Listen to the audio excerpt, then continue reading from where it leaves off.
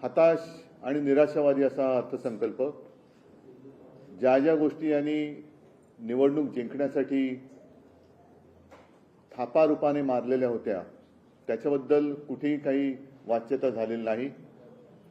आणि तसं पाहिलं तर ही अस्वस्थता लपवणारं हे अधिवेशन होतं, अपयश लपवणारं हे अधिवेशन होतं। या अधिवेशनामध्ये त्यांनी ज्या काही गोष्टी सांगितल्या होत्या, विशेषतः जेव्हा हे सरकार स्थापन झालं तेव्हा 100 दिवसात आम्ही काय करणार हा एक त्यांनी संकल्प केला होता। मला वाटतं तो संकल्प आपल्याकडे असेल, कारण आपल्याच माध्यमातून तो आम्हाला कळला होता। आता त्यांनी जे म्हटलं होतं की प्रत्येक आराखड्याला 100 दिवसाचे ठोस नियोजन करण्याच्या फडणवीस यांच्या सूचना। किती सूचना कोणत्या आराखड्याला दिली कल्पना नाही। कृषी विभागाने आपल्या आराखड्यातून शेतकरी केंद्रबिंदू ठेवून योजनांची अंमलबजावणी करावी। शेतकऱ्यांच्या आत्महत्या तशाच सुरू आहेत। हमीभाव मिळतच नाहीये, हमीभावापेक्षा कमी दराने खरेदी झाली, त्याच्यानंतर ही सगळी खरेदी केंद्र जी काय असतील, कापसाची असतील, सोयाबीनची असतील, ही बंद करण्यात आली। वन विभाग आहे, परदेशी विद्यापीठांना महाराष्ट्रात आकर्षित करण्याचं काय काय होतं, ह्या सगळ्या 100 दिवसातल्या आराखड्यापैकी एकही गोष्ट मला नाही वाटत या अर्थसंकल्पामध्ये त्यांच्या योजना काय नेमक्या आहेत याच्याबद्दल बोलण्यात आलं किंवा ठोस काही उपाययोजना करण्यात आली। त्याच्या पलीकडे म्हणजे ही त्यांचा संकल्प जो काही होता करणार तो तर कुठे दिसलेलाच नाहीये। पण 100 दिवसामध्ये काय काय घडलं, काल हर्षल यांनी छान लेख लिहिलेलाच आहे। पण एकूण महायुतीचं सरकार सत्तेत आल्यानंतर एक बीडच्या सरपंचांची हत्या झाली, त्याच्यानंतर सोमनाथ सूर्यवंशी यांची हत्या झाली, स्वारगेट बलात्कार प्रकरण गाजलं, रोज भ्रष्टाचाराची प्रकरणं बाहेर येतात। आणि त्याच्याबद्दल कुठेही हे म्हणजे मुंबईचा रस्ता घोटाळा आपल्या माध्यमातून सुद्धा हा जनतेसमोर आलेला आहे। म्हणजे संपूर्ण मुंबईमध्ये खोदकाम केले गेलेलं आहे। मोबिलिटी ॲडव्हान्स तो काय आहे, तो दिला गेलाय, कोणाला दिलाय, किती दिलाय, त्याचं पुढे काय झालं याच्याबद्दल बैठक जरूर झाली अध्यक्षांच्या दालनामध्ये। पण त्याचं निष्पन्न काय, नेमकं पुढे काय होणार आहे, त्याच्यावरती तुम्ही EOWची चौकशी करणार आहात का, हा भ्रष्टाचाराचा पैसा गेला कुठे, कोणाच्या खिशात गेला, कोणत्या कॉन्ट्रॅक्टरने ही कॉन्ट्रॅक्ट मिळाली, ह्या सगळ्या गोष्टीबद्दल कुठेही समाधानकारक उत्तरं अशी काय महाराष्ट्रातल्या जनतेला मिळालेली नाहीये। बरं, कर्जमाफी करणार होते त्याच्याबद्दल कुठे वाच्यता नाही। लाडक्या बहिणीला 2100 रुपये देणार होते त्याच्याबद्दल कुठेही वाच्यता नाही। कधी देणार, काय देणार याच्याबद्दल कुठे काही नाही। उलट लाडक्या बहिणींमध्ये सुद्धा आता वर्गवारी केली जाते, त्यांची कागदपत्र तपासली जाणार। म्हणजे तुम्ही मतं घेताना सरळ जे काही करायचं ते केलं आणि आता माझ्या बहिणींना तुम्ही ह्या तपासणी करणार, तुमची कागदपत्र तपासा, म्हणजे त्याच्यापेक्षा नको ती योजना असं म्हणण्याची वेळ या बहिणींवरती येते की काय, अशी परिस्थिती निर्माण झालेली आहे। त्याच्यानंतर कोरटकर सापडला, पण किती दिवस आत राहिले आणि त्याला शिक्षा काय होईल याच्याबद्दल काही नाहीये। सोलापूरकर अजूनही मस्तीमध्ये फिरतोच आहे, त्याच्याबद्दल कुठे वाच्यता नाहीये। शेतकऱ्यांच्या आत्महत्या ह्या सुरूच आहेत। नागपूरमध्ये दंगल झाली, मी या विषयात बोललो होतोच की बऱ्याच वर्षांनंतर शांत असलेल्या नागपूरमध्ये जातीय दंगल झाली। खरं म्हणजे आम्हाला आता असा संशय येतोय की एकूणच मुख्यमंत्री सगळ्यांना सावरण्याचा प्रयत्न करतायत केविलवाणा, तारेवरची कसरत त्यांना करायला लागते। पण ज्यांच्या मनामध्ये अजूनही मुख्यमंत्रीपदाचे जे काही कोंब फुटलेले आहेत नको तिथे त्या खुर्चीसाठी, ते कोंब अजून काही जात नाहीयेत आणि ते त्यांना छळतात की काय, हा एक सगळा मोठा प्रश्न कदाचित मुख्यमंत्र्यांनी पडला असेल की अरे यांना सगळं देऊन सुद्धा हे असे का वागतात। आता काल जयंत पाटलांनी एक चांगलं सांगितलं की या अधिवेशनाचं फलित काय, अधिवेशनाने महाराष्ट्राला काय दिलं यापेक्षा अधिवेशन काळाने संपूर्ण देशाला एक उत्तम गाणं दिलं, हे तर आपल्याला मान्य करावं लागेल की जे गाणं आज देशातल्या कानाकोपऱ्यात देशातल्या नागरिकाच्या प्रत्येकाच्या कानात आणि प्रत्येकाच्या मुखात गुणगुणलं जाते, ते गाणं काय हे तुम्हालाही माहिती आहे, तुमच्याही मनात ते गाणं आता घोळतंय। हे गाणं एक चांगलं गाणं या अधिवेशन काळामध्ये देशाला मिळालं, राज्याला मिळालं, हे या अधिवेशनाचं एक फलित मानावं लागेल। आणि जयंत पाटील जे म्हणाले की हे अधिवेशन म्हणजे काय, तर कबरीपासून कामरापर्यंत, बाकी काहीच नाही, बाकी काहीच नाहीये. तर अशा या अधिवेशन, हे असं अधिवेशन घेतलं का गेलं आणि त्याच्यातनं नेमकं आपण काय दिलं, याचा प्रश्न सत्ताधाऱ्यांनी स्वतःला विचारायला पाहिजे. या गोष्टी आपण आपल्या समोर दिसत असताना आणखीन एक गोष्ट जी दिसली ती म्हणजे सत्ताधाऱ्यांचा माज. मला नाही वाटत यापूर्वी कधीही गेल्या काही वर्षात किंवा अनेक वर्षात विरोधी पक्षांनी राज्यपालांकडे जाऊन सत्ताधारी त्यांच्या पाशवी बहुमताचा माज कसा दाखवत आहेत आणि आम्हाला काही बोलू कसं दिलं जात नाही. आमच्या लक्षवेधी काल भास्करराव जाधवांनी तो तर सरळ सरळ आरोपच केलेला आहे लक्षवेधीबाबत. आणि असं हे अधिवेशन म्हणजे राज्यपालांकडे विरोधी पक्षाला दाद मागायला जावं लागतं. नंतर मी विधान परिषदेचा सदस्य आहे, अनिल परब आहेत, मिलिंद आहे. मला नाही वाटत, कारण माझ्यापेक्षा अनिल परब जास्त सिनियर आहेत. गेल्या अनेक वर्षात सभापतींवरती पहिल्याच अधिवेशनात अविश्वासाचा ठराव आणावा लागला, असं अधिवेशन यापूर्वी नजीकच्या काळात झालं असेल असं मला वाटत नाही.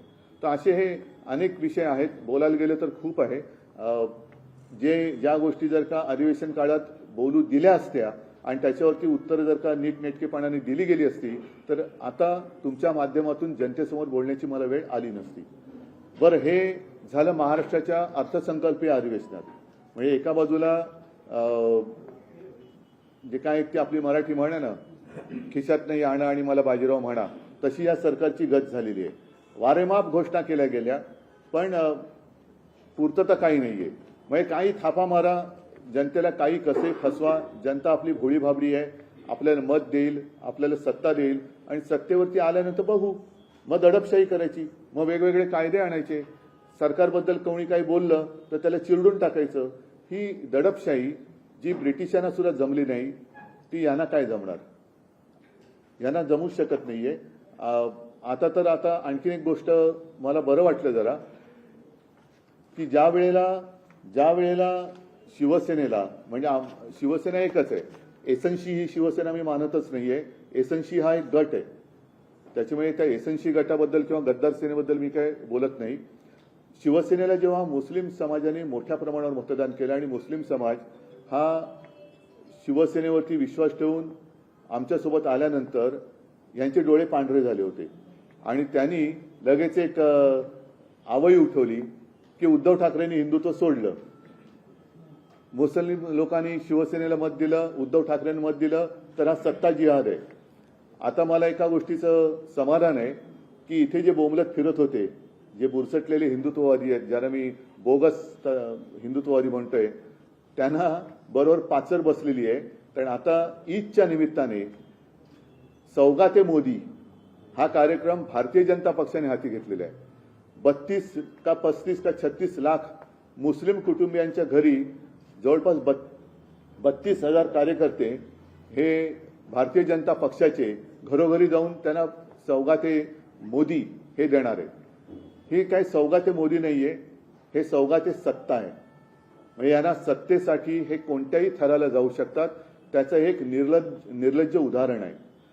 महाराष्ट्राच्या निवडणुकीमध्ये बटेंगे तो कटेंगे हा नारा देणारे आता सौगात म्हणजे भेट द्यायला चाललेले आहेत. वर्षभर किंवा आयुष्यभर होळीच्या निमित्ताने मुस्लिम समाजाच्या नावाने शिमगा करायचा आणि निवडणूक आल्यानंतर त्यांना पुरणपोळी द्यायची, असा हा प्रकार आहे. पण याच्यात एक गोष्ट चांगली आहे की आमच्याकडचे जे काय उडाणटप्पू आहेत, ज्याचा उल्लेख अनिल परब यांनी आपल्या विधान परिषदच्या भाषणामध्ये केला आहे, ते सुद्धा आता टोपी घालून कशी ती सौगत घेऊन जात आहेत हे मला बघायचंय. एकूणच मी जे 1-2 वेळा बोललेलो आहे की तुम्ही आमच्यावरती हिंदुत्व सोडल्याचा जो आरोप करता, तर तो आरोप करण्यापूर्वी तुम्ही तुमच्या झेंड्यावरचा हिरवा रंग काढा. आता त्यांचं हे ढोंग उघडं पडलेलं आहे आणि हिरवा रंग तर ते काढतच नाहीये. मला फक्त चिंता अशी आहे की मोदीजी जे लोकसभेच्या निवडणुकीत बोलले होते, मंगळसूत्र चोरलं जाणार, मंगळसूत्र यांना देणार, आता हिंदूंच्या मंगळसूत्राचे रक्षण कोण करणार? कोणी आहे का हिंदुत्ववादी पक्ष? कोणाचं संरक्षण तुम्ही कोणापासून करणार? आणि हीच भूमिका तुमची कायम राहणार आहे का निवडणुकीपुरती राहणार आहे?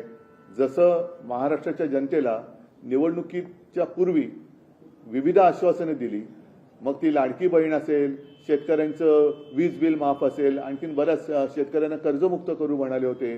ते थापा मारल्यानंतर आणि सत्ता मिळवली आणि सत्ता मिळवल्यानंतर आम्ही त्या गावचेच नाही. म्हणजे आता मला असं वाटतं की अजित पवारांचं एक भाषण मी ऐकल्यासारखं वाटते की माझ्या कोणत्या भाषणात मी शेतकऱ्यांच्या कर्जमाफीबद्दल बोललो होतो, अशा पद्धतीची वक्तव्य येत आहेत. तर तसं ही सौगात जी काय आहे, सौगात ते सत्ता, ही बिहार आणि या निवडणुकीपुरतीच राहणार आहे का नंतर सुद्धा राहणार आहे, हे सुद्धा भाजपने एकदा जाहीर करावं. आणि मग आता त्यांनी हिंदुत्व सोडलेलं आहे हे अधिकृतपणाने जाहीर करावं. नाही, त्याच्याबद्दल माझ्याकडे काही माहिती नाहीये. नाही ऐका, नाही विषय कसाही असला तरी ज्या विषयाशी माझा संबंध नाही आणि ज्याच्या माझ्याकडे काही माहिती नाही त्या विषयात मी बोलत नाही. तुम्ही सौगाते मोदीवरती बोला, सौगाते सत्तेवरती बोला. सौगाते मोदी के तहत 32 लाख परिवार तक, अल्पसंख्यक परिवार तक भारतीय जनता पार्टी पहुंचने की शुरुआत उन्होंने कर दी है, क्या कहना है? अभी जैसे मैंने कहा कि अभी भाजपा ने एक बार ऐलान करना चाहिए कि उन्होंने हिंदुत्व को आखिर छोड़ ही दिया. फिर इतने दिन इतने सालों तक जो हिंदू मुस्लिम उन्होंने लड़ाई और कुछ लोगों की तो जान भी गई, बुलडोजर चलाए गए, तो उनके घर पर ये सौगात लेके कौन जाने वाला है, ये भी उन्होंने वो भी जाहिर करना चाहिए. प्रकाश आंबेडकर जी ने कहा है कि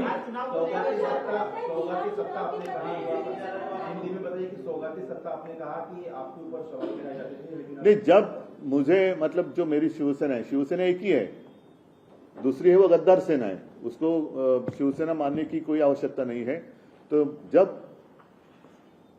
शिवसेना को मुस्लिम समाज ने भारी मतदान किया तब इन्होंने एक ऐसी अफवाह फैलाई कि ये सत्ता जिहाद है.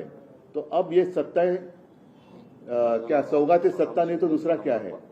ये सत्ता पाने के लिए कुछ भी कर सकते हैं और इसका एक उदाहरण है.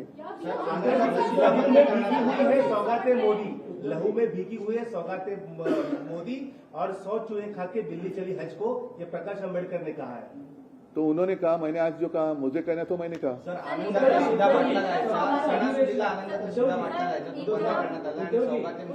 नाही, माझं मत आता असं आहे की आता हनुमान जयंती येते, मग रामनवमी येईल, मग त्यावेळेला भाजपचा बहुसंख्याक सेल असा काही आहे का? जसा अल्पसंख्याक सेल आहे तसा बहुसंख्याक सेल जर असेल तर त्या सेलमध्ये म्हणजे बॅटरीमध्ये काही पॉवर राहिली असेल तर ते काही वाटणार आहेत का? कारण ही भाजपाकडनं भेट जाते, भाजपाकडे जो पैसा आहे त्या पैशातनं ही भेट जाते आहे. आणि मग तसं त्यांनी सांगितलं की बैसाखीला हे वाटणार आहेत, चांगली गोष्ट आहे. ईस्टरला वाटणार आहेत, खूप चांगली गोष्ट आहे. हे सौगाते मोदी म्हणजे ईदच्या निमित्ताने भेट देतात, ही सुद्धा चांगली गोष्ट आहे. पण हिंदूंना नुसती घंटा वाजवायला द्यायची, त्यांना दंगलीसाठी वापरायचं आणि मग जे दंगल ज्यांच्याकडनं करायला लावायची ते तर त्यांचे जीव जातात, घरं जाळली जातात, त्यांच्यावरती कारवाई केली जाते, त्यांच्यावरती पोलीस केसेस होतात आणि मग हे मात्र सत्तेसाठी सगळ्यांच्या गळाभेटी घेत फिरणार. आता असं मी ऐकलं की आता नुकतंच जी काय दिल्लीची निवडणूक झाली त्याच्यानंतर दिल्लीमध्ये बऱ्याच वर्षानंतर भाजपची सत्ता आली, तिथल्या मुख्यमंत्र्यांनी सुद्धा इफ्तार पार्टी वगैरे केली असं मी ऐकलं. खरं खोटं मी काय बघितलं नाही. अधिवेशनामध्ये महाविकास आघाडीने विरोधी पक्ष नेतेपदासाठी प्रस्ताव दिला होता. काल अखेरच्या दिवशी भूमिका जाहीर अशी करण्यात आली की मुख्यमंत्र्यांचं असं म्हणणं आहे की उपाध्यक्षांच्या बाजूची खुर्ची काही काळ मोकळी ठेवावी लागेल आणि विधानसभा अध्यक्ष जो निर्णय देतील तो आम्हाला मान्य असेल. म्हणजेच अध्यक्ष असं म्हणताय की या प्रकरणामध्ये मी घाई करणार नाही. म्हणजेच काय की यालाच सत्तेचा माज म्हणतात. राज्यपाल महोदयांना विरोधी पक्ष जाऊन का भेटला की जेव्हा महामहिम राज्यपाल भाषण करतात तेव्हा त्यांच्या भाषणामध्ये माझं सरकार हा एक उल्लेख असतो.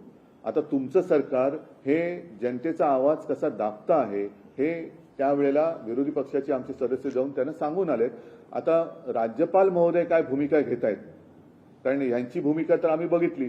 राज्यपाल पूर्वीचे असते तर काय प्रश्नच नव्हता, काय आम्ही अपेक्षा कोणाकडनं करायची. पण नवीन राज्यपाल आलेत आणि त्यांनी सुद्धा एक चांगला प्रतिसाद दिला. निदान एक चांगला सुसंस्कृत माणूस आहे, त्यांच्याकडनं आम्हाला अपेक्षा आहे. राज्यपाल महोदयांनी याच्यात आता हस्तक्षेप केला पाहिजे की जसं एखादी जागा लोकप्रतिनिधीशिवाय 6 महिन्यापेक्षा जास्त रिक्त राहू शकत नाही, तिकडे निवडणूक घ्यावी लागते, तसं विरोधी पक्ष नेता हे सुद्धा पद किती काळ तुम्ही रिकामं ठेवू शकता, हा एक विषय आहे ना. आणि असं कुठेही कालच संविधानावरती चर्चा झाली, तर विरोधी पक्ष नेता हे संविधान आहे ना, संविधानात्मक पद आहे ना, का नाहीये?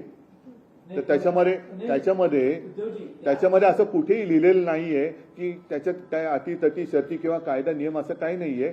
विरोधी पक्ष नेता हा असायला पाहिजे आणि यापूर्वीचे दाखले सुद्धा आहेत. नाही, पण उद्धवजी, महायुतीचे सर्व आमदार असं म्हणत आहेत की पुरेसं संख्याबळ विरोधी पक्षाकडे आमदारांचं नाहीये.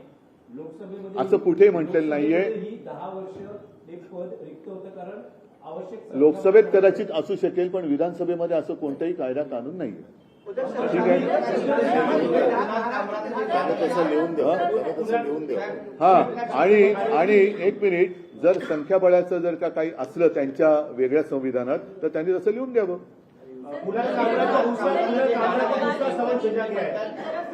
सौगा ते सत्ता. हाँ, और दूसरी तरफ कह रहे हैं कि मुसलमानों को सड़क पर नमाज नहीं पढ़ना है यूपी में, वही चीज महाराष्ट्र में भी लागू करें, तो 2 तरह की स्थिति है, क्या कहेंगे इस पर आप? इसलिए तो मैंने कहा ना, एक तो उन्होंने जाहिर करना चाहिए कि उन्होंने आखिर हिंदुत्व छोड़ ही दिया, और नहीं तो ये सब नौटंकी है. ये तो नौटंकी है, सिर्फ सत्ता हासिल करने के लिए. जैसे अभी बिहार की इलेक्शन आ रही है, उनके साथ नीतीश कुमार है, तो क्या जवाब देंगे वो?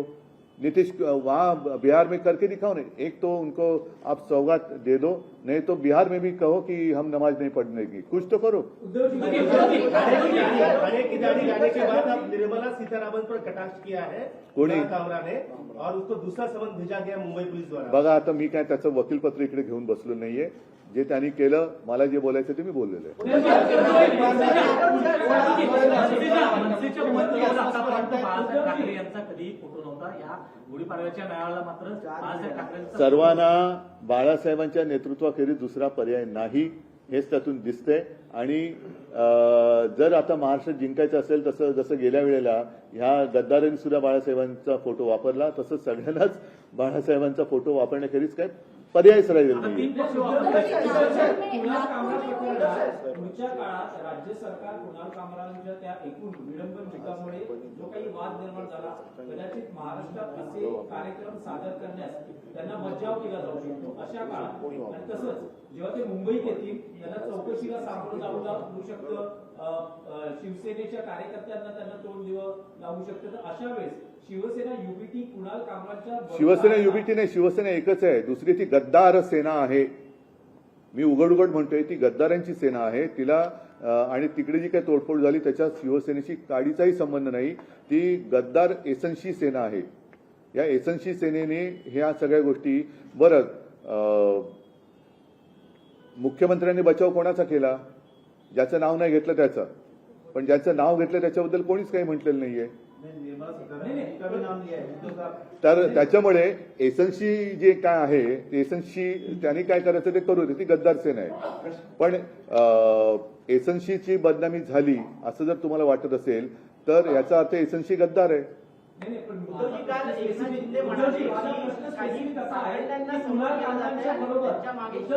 एक मिनिट, काही पाखंडांना समोर करून काही शिखंडी आपलं हित साध्य करतायत, माझी बदनामी करतायत, त्यांनी समोर येऊन अहो, सत्य हे सत्यच असतं. इतके वर्ष अख्खी गावागावात 50 खोके एकदम ओके, हे गावकरी त्यांच्या बैल पोळ्याच्या निमित्ताने बैलावरती पण लिहिलेलं होतं त्यांनी.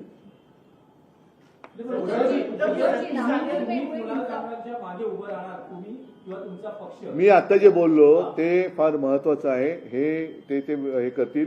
एक तर हा निरर्थक संकल्प, ज्यातनं महाराष्ट्राला काही मिळालेलं नाहीये.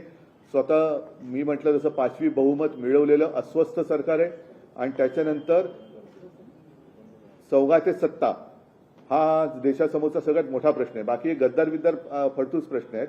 तर सौगा ते सत्ता या निमित्ताने भारतीय जनता पक्ष जाहीर करणार का की त्यांनी हिंदुत्व सोडलेलं आहे, आणि ते जे काय करतायत हा सुद्धा मग सत्ता जिहाद आम्ही मानायचा का, ह्याच्याबद्दल त्यांनी म्हटलं पाहिजे.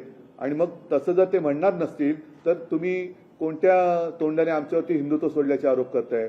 आम्ही तर आमच्या कामाने आणि आमच्या कर्तृत्वाने जर का समाजाची मतं, मुस्लिम समाजाची मतं आम्ही मिळवत असू, इतर समाजाची मतं मिळवत असू, तर तुमच्या पोटात दुखायचं कारण काय?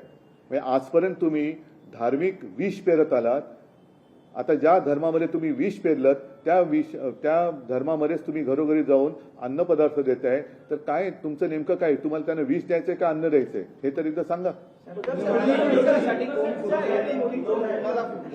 खुर्चीसाठी कोंब फुटलेत काही जणांना असं तुम्ही म्हणाला. ते तुम्ही बघू शकता ज्यांचे फुटले. मी कसं सांगू? आयाराम संस्कृतीमध्ये महाराष्ट्र हा सगळ्यात पुढे आहे. इतर सर्व राज्यांना मागे टाकले.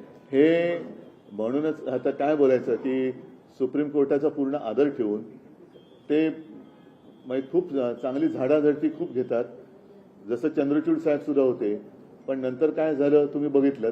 त्याच्यामुळे जोपर्यंत निकाल लागत नाही आणि सुप्रीम कोर्ट हे बघतंय, म्हणजे सुप्रीम कोर्ट हे नोंदवतंय, तर माझी विनंती आहे की सुप्रीम कोर्टाने आता लवकरात लवकर आमच्या बाबत सुद्धा जो काही निकाल आहे, कारण निकाल तर लागला पाहिजे, काही असेल तो असेल, सत्याला स्मरून सत्यमेव जयते जे आहे त्यानुसार निकाल हा लागलाच पाहिजे.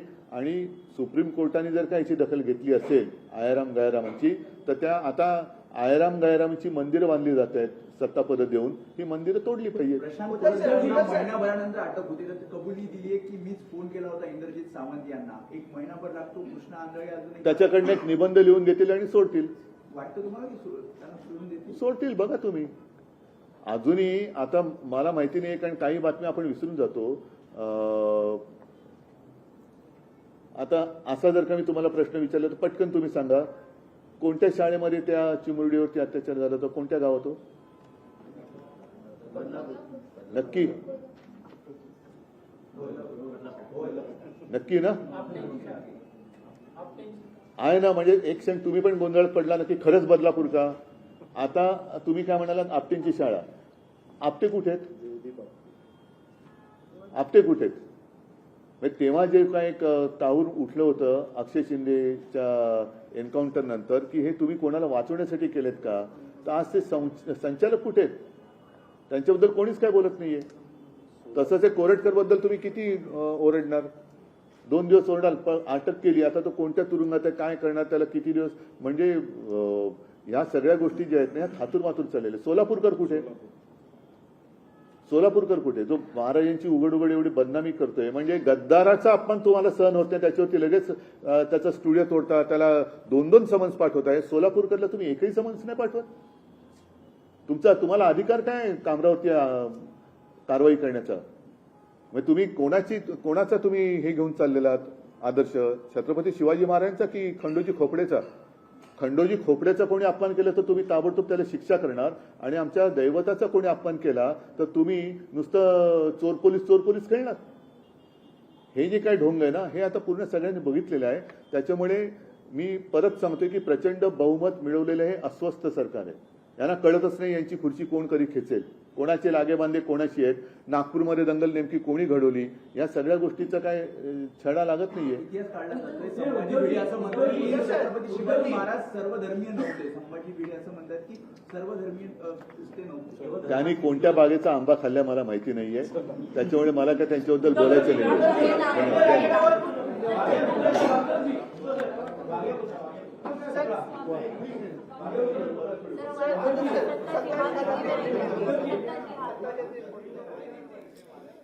हे सौगाते मोदी नाही तर सौगाते सत्ता आहे, अशी टीका उद्धव ठाकरे यांनी केलेली आहे.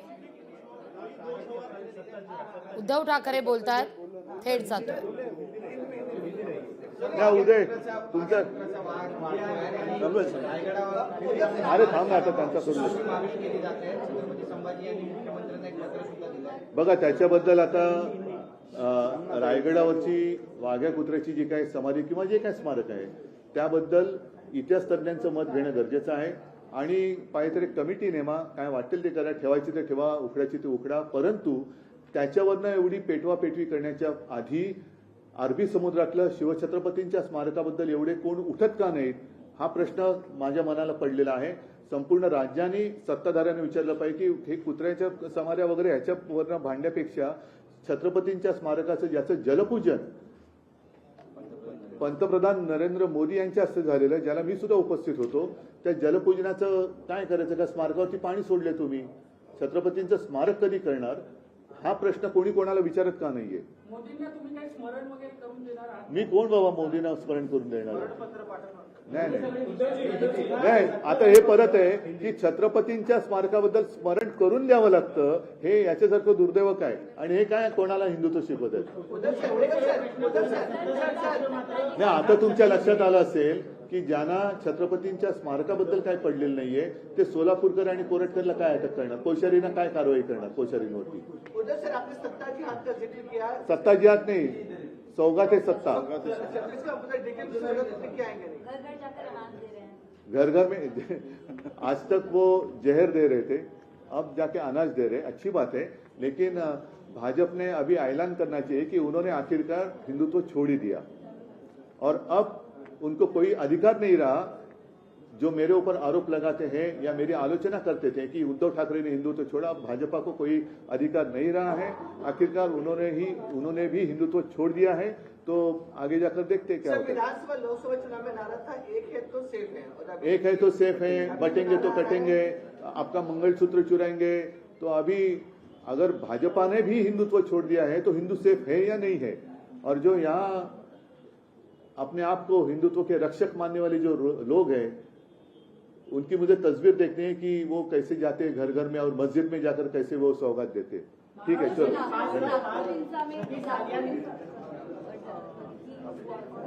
छत्रपती शिवाजी महाराजांच्या स्मारकाचं काय झालं असा सवाल उद्धव ठाकरे यांनी उपस्थित केलेला आहे.